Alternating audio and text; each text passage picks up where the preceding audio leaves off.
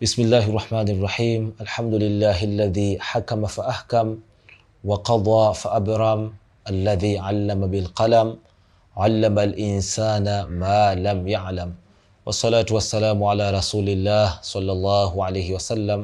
Amma ba'd.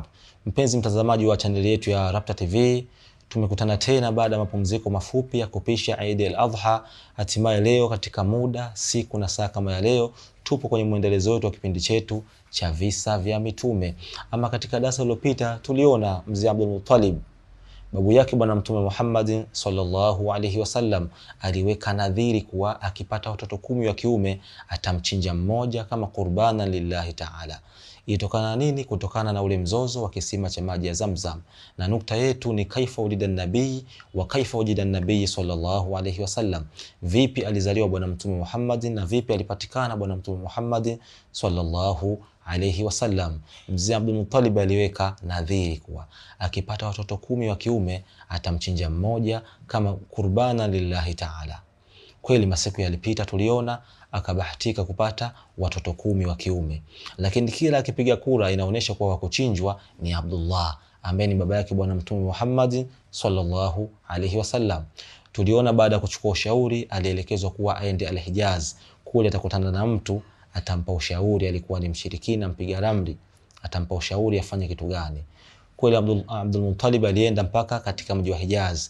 Kwenda kule akamkuta yule mtu, akamuelezea tukio kama lilivyo. Yule mtu akamuuliza Abdul Muttalib, kwa nini pale Maka ikiwa mtu atamuua mwenzake fidia yake inakuwa nini? Mzee Abdul Muttalib akajibu kuwa mtu huyo anatoa ngamia 10. Basi yule mshirikina akamwambia kuwa na wewe chukua ngamia 10 weka pembeni, kisha mweke na Abdullah upande mwingine, piga kura. Ikionyesha kuwa bado atakuwa achinje Abdullah, ongeza ngamia 10 wengine mwishoni mpaka watakapopata hesabu sasa ya kuchinjwa ngamia. Kweli mzee Abdul Muttalib akarudi katika mji wa Maka, akachukua ngamia 10 akaweka pembeni na upande mwingine akamweka Abdullah. Kupiga kura ikaonekana bado kuchinjwa ni Abdullah, baba yake bwana Mtume Muhammad sallallahu alaihi wasallam. Akaongeza ngamia 10 wengine. Tunaambiwa kuwa aliongeza ngamia, ilifika mpaka ngamia 100. Baada upande mmoja kuwa ngamia 100 na upande mwingine kuwa Abdullah, ndipo pale kule ilikubali kuwa wachinjwe ngamia 100.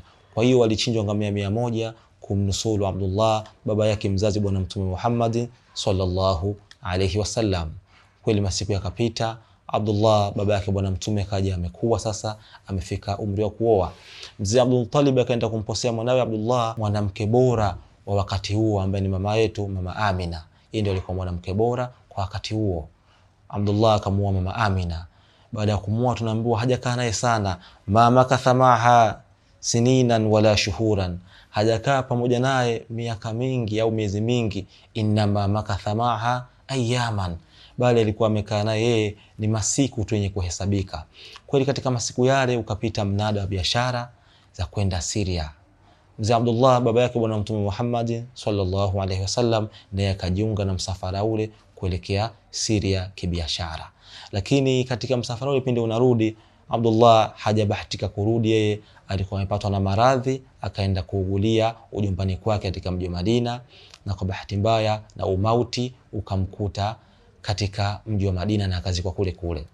Huku mama Amina sasa anahisi ile movement ya mtoto, anafurahi, anamsubiri mume wake aje kumpa taarifa nzuri kuwa mimi ni mjamzito, lakini kwa bahati mbaya Abdullah baba yake bwana Mtume alikuwa hajarejea. Angalia wewe mwanamke, jifunze kitu hapa. Kuangalia mama Amina amebeba ujauzito, lakini katika ujauzito ule tu mwanzoni mume wake anakuja anafariki. Kwa hiyo mtoto ujauzito ameulea peke yake, mtoto anakuja anazaliwa akiwa hana baba. Kuna muda unaweza kupata mitihani, usione kama Mwenyezi Mungu anakuonea, kuwa Mwenyezi Mungu bali anakupenda. Kweli mama Amina akauguza ujauzito ule, sasa ukafika umri wa kujifungua ujauzito ule, ukafika muda wa kujifungua ujauzito ule. Tunaambiwa kuwa wa fi lailatin safat samauha, na katika usiku ambao mbingu ilitulizana, waraka mauha, na maji yake yakawa matamu, watwaba hawauha, na upepo wake ukawa mzuri, wasakana twailuha, na wale ndege wanaoruka usiku walikuwa wametulizana siku ile. Wulidal huda, ndio siku ambayo alizaliwa uongofu bwana Mtume Muhammad sallallahu alayhi wasallam. Ilikuwa lini? Ilikuwa ni siku ya Jumatatu, mwezi 12, mfunguo 6 katika mwaka wa Tembo, na inaafikiana na tarehe 20 ya mwezi Aprili mwaka 571 miladi. Ndio siku ambayo alizaliwa bwana Mtume Muhammad sallallahu alayhi wasallam. Hii ndio historia fupi aliyozaliwa bwana Mtume Muhammad sallallahu alayhi wasallam. Baada ya kuzaliwa kwa bwana Mtume sallallahu alayhi wasallam, babu yake mzee Abdul Muttalib alifurahi sana kuja kwa mjukuu wake. Akamchukua Muhammad akaenda naye mpaka Al-Kaaba, akawa anazunguka naye ajifakharisha. Mwishoni akampa jina Muhammad. Watu walishangaa, hilo jina Muhammad umelitolea wapi? Sisi tuna majina yetu kama Murra, kwa maana chungu, Kaab, kisigino, Hablu, kamba. Haya ndio majina ambayo walikuwa wanaitana watu wa Maka. Wewe Muhammad umeitolea wapi?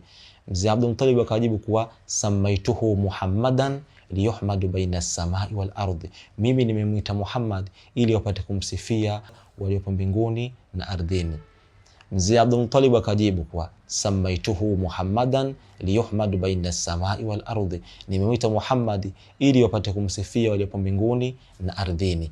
Kwa Abdul Muttalib, mzee Abdul Muttalib amepewa kama ilham ya kumuita bwana Mtume Muhammad sallallahu alaihi wasallam, kama kana kwamba alikuwa anajua huko mbele atakuja kuwa mtu mkubwa mwenye kusifiwa. Vile vile taarifa hizi zilimfikia ami yake Abu Lahabi. Baada ya kupewa taarifa kuwa mama Amina amejifungua, kwa mtoto ameshazaliwa tayari, Abu Lahab alifurahia kuzaliwa kwa bwana Mtume Muhammad sallallahu alaihi wasallam. Pale pale akamwacha huru Thuwaibatul Aslamia, alikuwa mtumwa wake, akamwambia fa anti hurran, wewe upo huru, nenda sasa, nenda kamlee Muhammad, kuanzia leo upo huru. Huyu ndio bwana Mtume Muhammad sallallahu alaihi wasallam. Tunaona kuja tu watumwa wanaanza kuwa huru, na hii ndio kazi ya bwana Mtume Muhammad sallallahu alaihi wasallam. Tutakuja kuona hata ukumbele, baada ya kupewa utume bwana Mtume anakuja kuwa masuala mazima ya utumwa, kwani katika hukumu zake kuna baadhi ya makosa ukifanya unaambiwa uache huru watu, uache huru mtumwa. Hii ni miongoni mwa njia ya kuwaondoa watumwa na watu wote kuwa huru, kuwa na haki, kuwa na usawa. Tumeona mfano hai hapa, baada ya kuzaliwa tu Thuwaibatul Aslamia anakuja kuwa huru. Huyu ndiye bwana Mtume Muhammad sallallahu alaihi wasallam. Tele bwana Mtume Muhammad sallallahu alaihi wasallam amezaliwa. Je, vipi amelelewa na vipi amenyonyeshwa na vipi alikuwa bwana Mtume Muhammad sallallahu alaihi wasallam? Endelea kuwa nasi Rapta Channel, mtindo maisha.